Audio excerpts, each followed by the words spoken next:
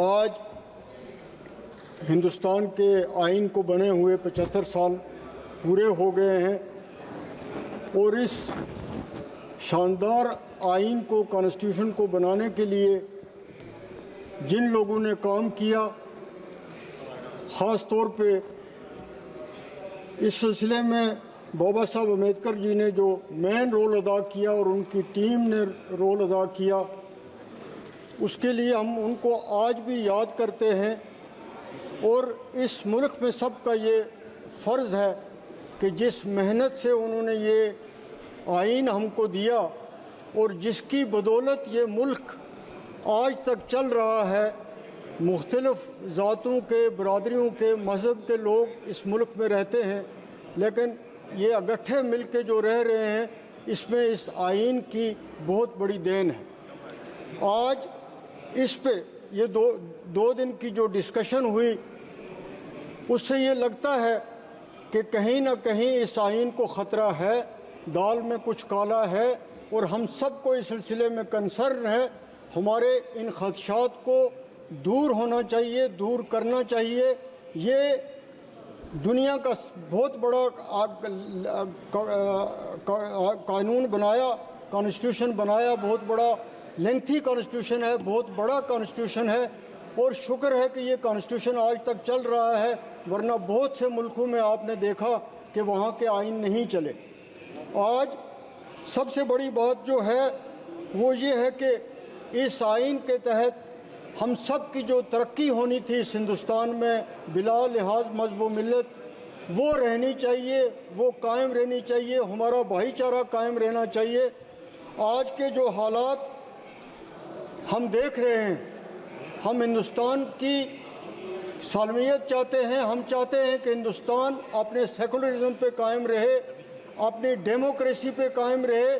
لیکن آج اس کے مختلف ہو رہا ہے، اس چیز پہ عمل نہیں ہو رہا ہے۔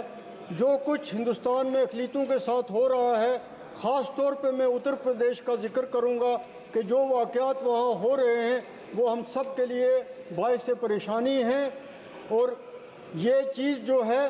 یہ فرض بنتا ہے اس حکومت کا، یہ فرض بنتا ہے اس پارٹی کا جس کی اس دیش میں حکومت ہے یا وہاں پہ حکومت ہے، کہ وہ ان چیزوں کو روکے، اور وہاں جو لوگ رہنے والے ہیں وہ اپنے آپ کو سیف محسوس کریں، وہ یہ سمجھیں کہ ہم اس دیش کے رہنے والے ہیں اور اس دیش میں ہمارے بھی وہی حقوق ہیں جو دوسرے لوگوں کے ہیں۔ اس چیز کی طرف دیکھنے کی طرف بہت زیادہ ضرورت ہے۔ ہم سپریم کورٹ نے جو پرسوں فیصلہ دیا، ججمنٹ دی، اس کا ہم خوش آمدید کرتے ہیں، ویلکم کرتے ہیں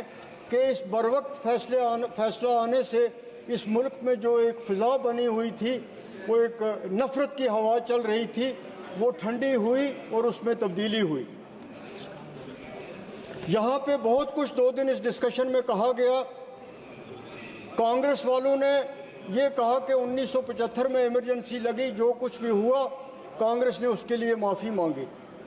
لیکن آپ نے بھی کئی ایسے واقعات کیے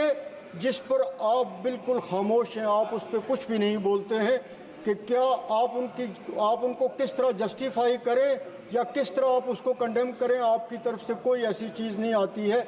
صرف ایک الزام لگانے کا سلسلہ دونوں طرفوں سے قائم ہے۔ یہاں پہ یہ کوٹ کیا گیا کہ بہت ساری حکومتیں جو ہیں، اس میں کوئی شک نہیں، جو کانگریس کے دور حکومت میں توڑی گئی، بنی ہوئی حکومتیں گرائیں گئی، ہم اس سے انکار نہیں کرتے، لیکن آپ نے جو ہمارے ساتھ کیا، انہوں نے تو حکومتیں توڑی، آپ نے تو ہماری اسٹیٹ کو توڑا، اور اسٹیٹ کو توڑ کے آپ نے اس کو 2 یوٹی میں تبدیل کیا، جس کی کوئی جسٹیفیکیشن نہیں تھی، جس کا کوئی اس کی ضرورت نہیں تھی۔ ایک فل فلیج اسٹیٹ تھی، اس کو آپ نے توڑا، اور پھر آپ نے کہا کہ نہیں جی، ہم اسٹیٹ جو ہے وہ صرف الیکشن کا انتظار کر رہے ہیں، الیکشن جیسا ہوگا اسی وقت وہاں اسٹیٹ جو ہے وہ دوبارہ بحال ہوگی، لیکن اس کے بعد اس بارے میں بھی ہم نے کچھ بھی نہیں سنا۔ آج اس ملک کو اگر آگے بڑھنا ہے، اس ملک کو اگر چلنا ہے، اس ملک کو اگر اس کا سیکولرزم رکھنا ہے،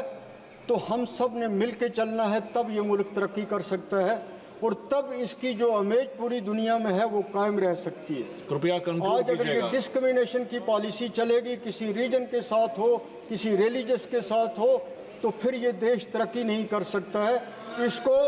اس کو آپ نے اس لحاظ سے چلانا ہے، یہ آپ پہ فرض عائد ہوتا ہے کیونکہ آپ یہاں پہ حکومت کر رہے ہیں. کیجیے گا. وہ بہت زیادہ جو بات یہاں پہ کل پرسوں سے چرچا میں بنی ہوئی ہے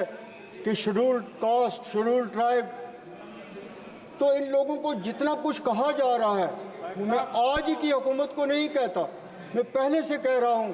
کہ جس طریقے سے ان کو بدنام کیا جا رہا ہے، جس طریقے سے ایک پبلسٹی دی جا رہی ہے کہ بہت کچھ ان کو دی جا رہی ہیں، بہت بڑی کنسیشنز ہیں، بہت بڑے قانون ہیں ان کے لیے، ان پہ کسی بھی دور میں عمل نہیں ہوا. خاص طور پہ آپ کے دور میں بھی وہی حالت رہی ہے. اس لیے بار بار یہ کہنا اور کہنے کے باوجود کچھ نہ ہونا جو ہے وہ ایک بڑے افسوس کی بات ہے.